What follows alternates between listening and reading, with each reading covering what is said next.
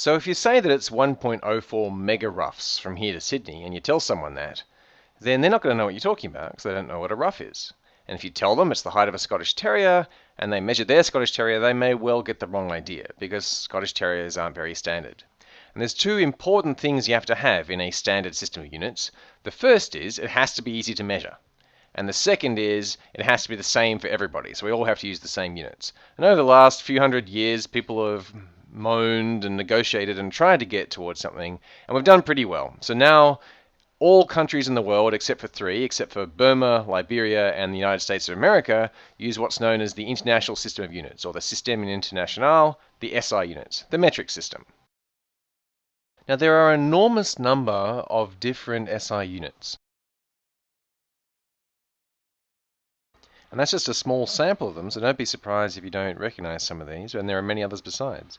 You almost certainly recognize the second and the kilogram, and the volt, and the hertz, and the meter, or the ohm, maybe, and the newton, but maybe you haven't heard of the Weber. And perhaps there's no surprise there's such a large number of units, and remember this is just a subset, because there's such a large number of different things we might want to measure. The weight of a swimming pool, the height of a tree, the pressure under a shoe heel, the conductance of a nerve, the speed of a bicycle, the brightness of a star, maybe the wind velocity. Of course, two of those are the same. So the speed of a bicycle and the wind velocity are both velocities. In other words, you both measure them in terms of distance over time. Now, one of the things that's done right in the metric system is that when you have a unit of velocity, it's not a completely independent thing from the units of distance and time. So we already have a unit of distance in the SI system, and that's the meter. And we already have a unit for time. And so the conversion becomes very simple when the SI unit for velocity is indeed the meter per second.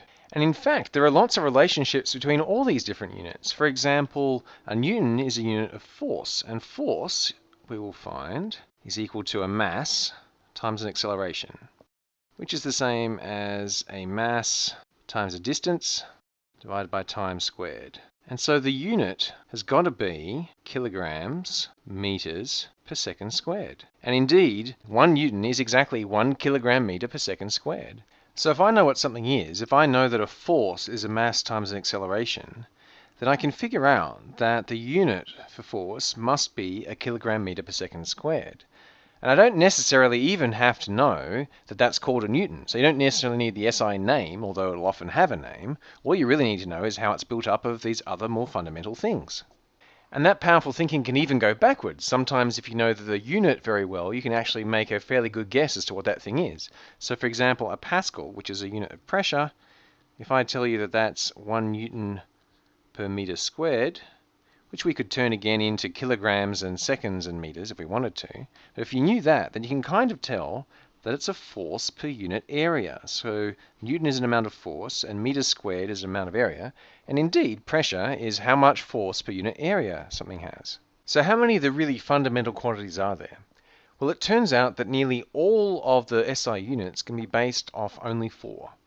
The kilogram, the second, the meter, and the coulomb. So there's this stuff called mass, there's this stuff called charge, coulomb is a unit of charge, there's this stuff called distance, and stuff called time. And out of those 4, you can build nearly all the others. The only exceptions are the candela, which has something about how the standard human eye responds to light, and the Kelvin, which has something to do with temperature.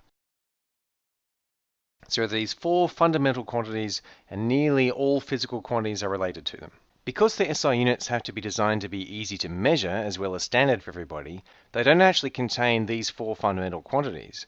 They do contain the meter and the kilogram and the second, but the SI base units don't use the coulomb, they use the ampere, which is the unit of electric current. That's coulombs per second. That's the one that's defined because that's easier to measure, it turns out. There's also in the base units the Kelvin, mole, and the candela. And those base units can be combined to produce all the other SI units.